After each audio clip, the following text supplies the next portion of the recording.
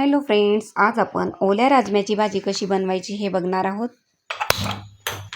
यासाठी मी अर्धा किलो राजम्याची शेंगा आणल्या होत्या। त्याचे दाणे काढून घेतले, स्वच्छ धुवून घेतले। भाजी बनवण्यासाठी एक पॅन गरम करून घेतला। त्यात 2 ते 3 चमचे तेल टाकून घेतलं। तेल गरम झाल्यावर जिरे मोहरी टाकून घेतली। जिरे मोहरी तडतडल्यानंतर त्यात मीडियम साईजचा बारीक चिरलेला कांदा टाकून घेतला। कांदा परतून घेतल्यानंतर त्यात बारीक केलेली अद्रक लसूणची पेस्ट टाकून घेतली। त्यानंतर 5 ते 7 कढीपत्त्याची पाने टाकून घेतली।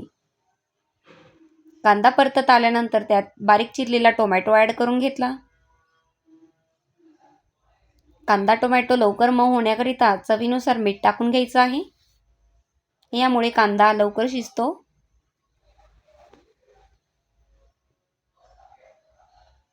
कांदा टोमॅटो परतून झाल्यानंतर त्यात तयार केलेलं वाटण टाकून घेऊया। यात मी भाजलेला कांदा व भाजलेलं खोबरं याचं वाटण तयार करून घेतलं आहे। त्याचाच वापर इथे करत आहे। वाटणाला छान तेल सुटेपर्यंत फ्राय करून घ्यायचं आहे। त्यानंतर इथे मसाले ॲड करून घेऊया। 1 चमचा काळा मसाला, अर्धा चमचा लाल तिखट, थोडीशी हळद टाकून मसाले छान फ्राय करून घ्यायचे आहेत। मसाले शिजण्याकरिता यात थोडंसं गरम पाणी टाकून घेऊया। मसाल्याला छान तेल सुटलं आहे। त्यानंतर आपण सोलून घेतलेले राजम्याचे दाणे यात ॲड करून घेऊया। छान मिक्स करून घेऊया। आता आपल्याला हवं तितकं पाणी यात टाकून घेऊया। तुम्हाला भाजी कितपत घट्ट हवी आहे त्यानुसार पाण्याचं प्रमाण ठेवा।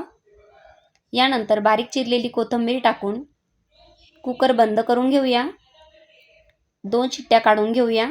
2 शिट्टीत ही भाजी बनवून तयार होते। यापेक्षा जास्त शिट्टी काढू नका, नाहीतर मग राजमा जास्त शिजून जातो, भाजी चवीला होत नाही। मग इथे आपली भाजी तयार झालेली आहे। रेसिपी आवडल्यास लाईक करा, चॅनलला सबस्क्राईब करा। भातासोबत पोळीसोबत खूप छान लागते।